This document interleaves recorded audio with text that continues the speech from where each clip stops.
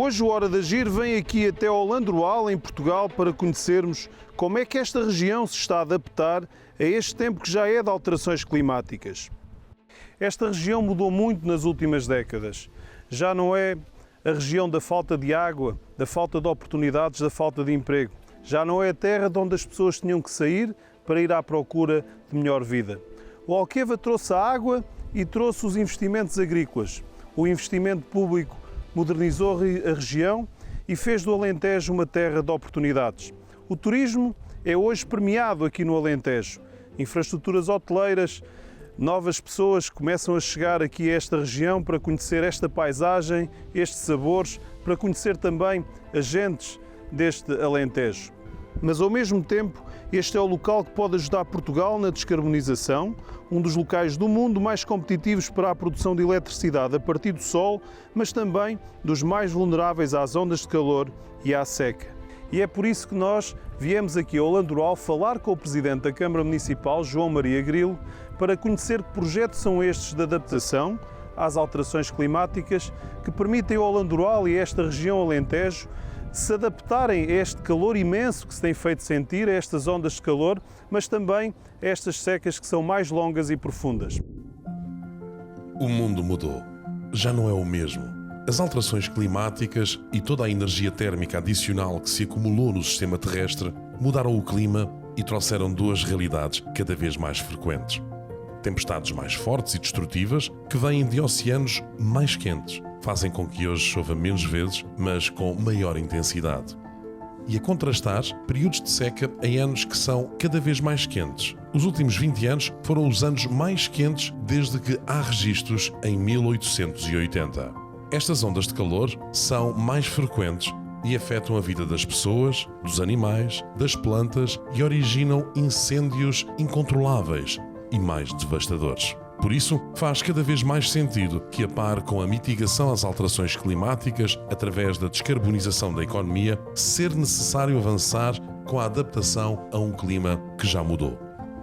No Alentejo, que sofre muito com a seca e com o stress do calor, os autarcas sentem a emergência de fazer projetos de adaptação que adequem os territórios a esta nova realidade. Como é o caso do Alandroal e do projeto Além Risco, que está a investir num espaço urbano adaptado e na plantação de florestas urbanas. E aqui estamos no Alandroal, neste belo concelho, aqui a usufruir desta intervenção urbana, que é já um projeto de adaptação às alterações climáticas. Que projetos são estes, João Grilo, que estamos aqui a desenvolver aqui no Alandroal? São projetos que procuram combater as alterações climáticas, que todos sabemos que estão a acontecer e que nos estão a atingir e que vão mudar muito a nossa forma de ser e de estar no planeta e perante os desafios que temos pela frente.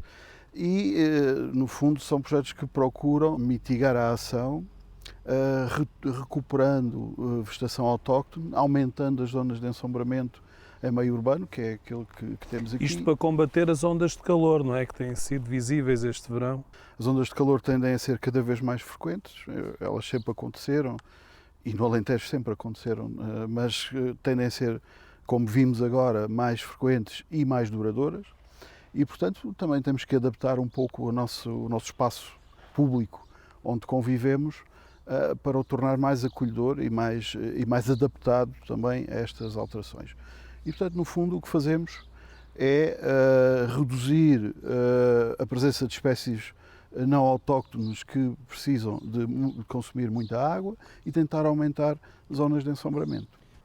Isto acontece em espaço urbano, mas também há intervenções de projetos de adaptação em outras zonas fora do espaço urbano. O princípio é começar pelo espaço urbano, mas temos um projeto que envolve, numa primeira fase, plantar 5.000 árvores, não apenas em espaço urbano, mas também em espaço periurbano, portanto em espaços à volta dos aglomerados. Por exemplo, já fizemos uma plantação na encosta da Fortaleza de Jormanha, com mais de 1.000 árvores, que estão neste momento, que estamos a tentar que sobrevivam.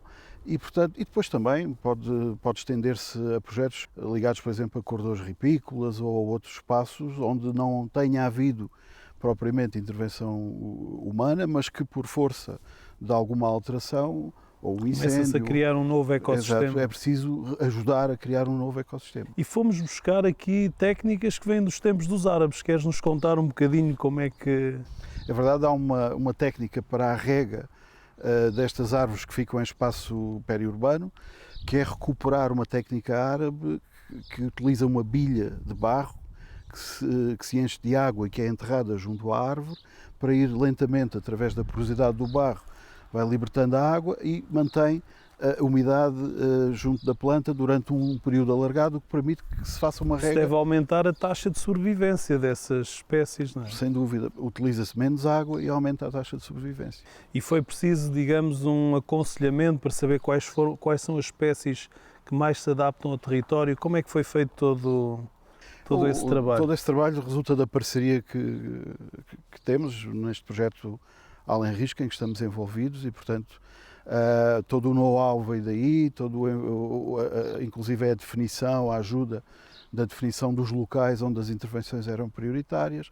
E, portanto, é todo um conjunto de recomendações e de planos que foram feitos no âmbito do projeto e que estamos a implementar agora. Para além destas áreas que são reabilitadas com a natureza ou criando mundo natural dentro das cidades, neste caso aqui no Alandroal, há também outros cuidados. Por exemplo, eu estou a ver aqui que retiraste daqui a relva e colocaste aqui um outro material. Isto também faz parte desse projeto ou é de uma intervenção mais abrangente?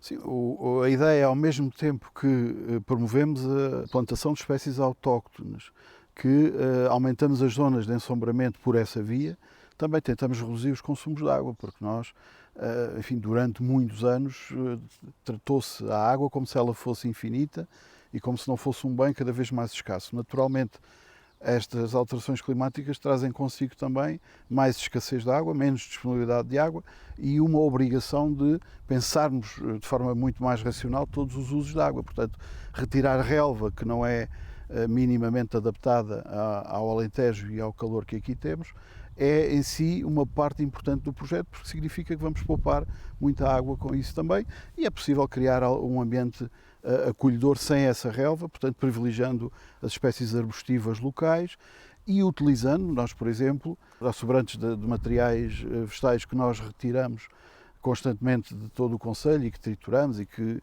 depositamos. E que depois enriquecem o solo. Exato, e que depois utilizamos nestes espaços para enriquecer o solo. Há uma das realidades que este novo tempo de alteração climática tem, é este facto das estações do ano não serem mais previsíveis. Portanto, hoje nós temos estas secas muito mais longas, muito mais profundas, temos que fazer mais reserva de água. E uma das coisas que nós vimos em muitos casos é que as pessoas muitas vezes precisam também de ganhar essa consciência. O facto do município estar a dar esse passo, conseguimos ver menos pessoas, por exemplo, a lavar o carro com água da torneira, já há mais esta sensibilidade ou ainda há um caminho a fazer? Há um caminho a fazer, mas este é o caminho. Portanto, este projeto ajudou-nos muito, está a ajudar-nos muito a, por um lado, introduzir alterações concretas que são visíveis pela população e em que a população se pode envolver. Por exemplo, nós convidámos a população a participar nos momentos em que se fazem as plantações de árvores e, inclusive, oferecemos árvores à população para plantar nos seus próprios espaços e, portanto, fornece esta ligação direta e dá-nos também uma forma de comunicação muito importante para transmitir estas matérias que são importantes para a mudança que pretendemos introduzir. Há aqui também uma ligação grande nestes projetos à academia. Sem dúvida, sem ligação à academia não se consegue fazer um trabalho sólido e contínuo. Portanto, nós tivemos esta felicidade de poder colaborar com o professor Miguel Bastos Araújo, que é uma das referências nacionais e até mundiais do estudo na estratégia da conservação da natureza, conservação e da trabalho muito adaptação. importante. E, portanto, quando ele nos propôs este projeto, abraçámos-lo logo com muito entusiasmo, porque é um projeto estruturante, é um projeto que tem uma base científica muito sólida e que abre caminho para outros. Portanto, nós já tivemos este primeiro projeto Além Risco, que correspondeu a cerca de 40 mil euros de investimento do município para plantar 5 mil árvores, mas já temos um outro projeto financiado que são mais 67 mil euros de investimento para continuar este trabalho. Estamos a preparar candidaturas na ordem dos 4 milhões de euros, só para dar uma noção da do ação impacto climática e da adaptação. Nós vamos até Évora ouvir o professor Miguel Bastos Araújo, que nos vai falar destes temas, dois temas muito importantes e que se cruzam: estas ondas de calor e esta concentração da população nas cidades, num mundo onde a população triplicou desde 1950. Nós temos neste momento duas tendências importantes. Por um lado, temos uma tendência de aquecimento global, que levará a um aumento de frequência, intensidade e duração das ondas de calor. E por outro lado, temos um fenómeno de concentração urbana.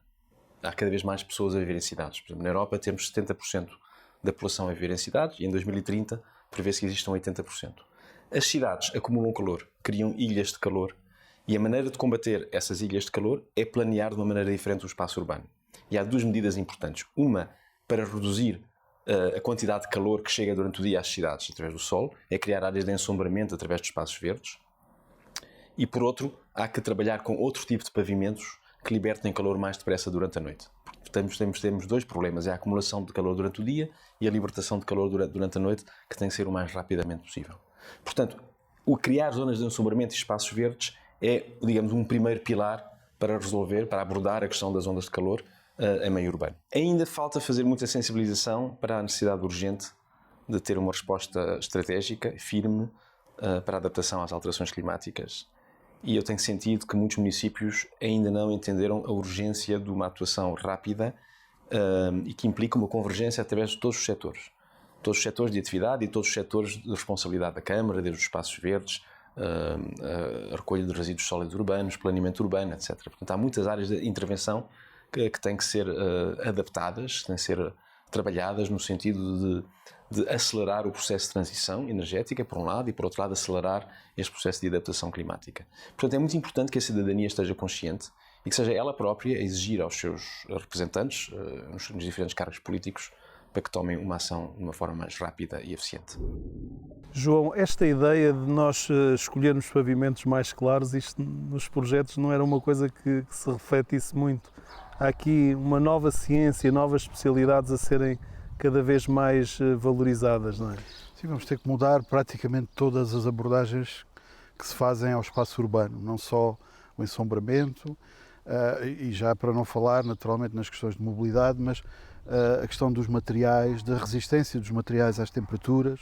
Nós hoje temos bituminosos que com as ondas de calor começam a derreter, simplesmente, aconteceu agora um pouco por toda a Europa, e portanto é preciso repensar os materiais, é preciso repensar os espaços, aquilo que se utiliza. É um desafio gigantesco pensar a reutilização da água, portanto fazer com que a água sirva mais que um propósito e que seja poupada de várias formas ao longo do circuito urbano da água. Portanto, é um desafio gigantesco também, e tudo isto integrado com a preservação da natureza e do espaço público e urbano como acolhedor para a população.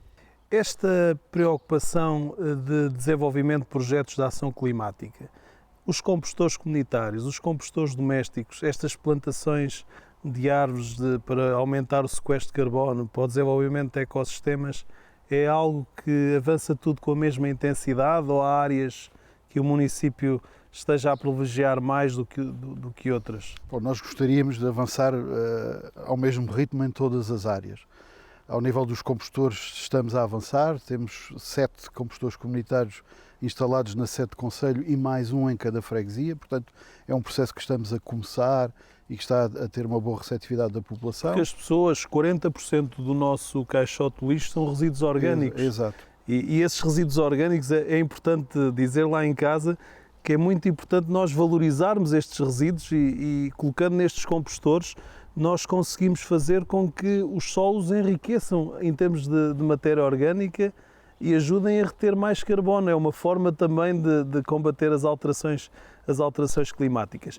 E nós fomos também falar com o Secretário de Estado das Florestas, João Paulo Catarino, e saber qual é que é a sua visão sobre a conservação da floresta, a conservação da natureza.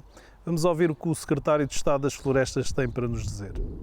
projeto Além do Risco é um excelente projeto da Câmara Municipal do Alandroal, da Universidade de Évora e do professor Miguel Araújo, onde aqui o Ministério do Ambiente e da Ação Climática se associou precisamente porque a construção destas novas ilhas de sombra é uma prioridade para o Ministério do Ambiente. Aliás, lançámos precisamente o aviso do Fundo Ambiental para apoiar novos municípios e novas áreas urbanas que queiram efetivamente aumentar a sua área verde, área arborizada e eventualmente até a construção de corredores ecológicos, corredores verdes. Temos vindo a apoiar essas iniciativas e este é um ótimo exemplo daquilo que gostaríamos de ver replicado um pouco por todo o país e estamos obviamente completamente alinhados com este projeto e obviamente damos os parabéns ao município de Alandroal, ao professor Miguel Araújo e à Universidade de Évora por mais esta ótima iniciativa a que o Ministério do Ambiente se associa.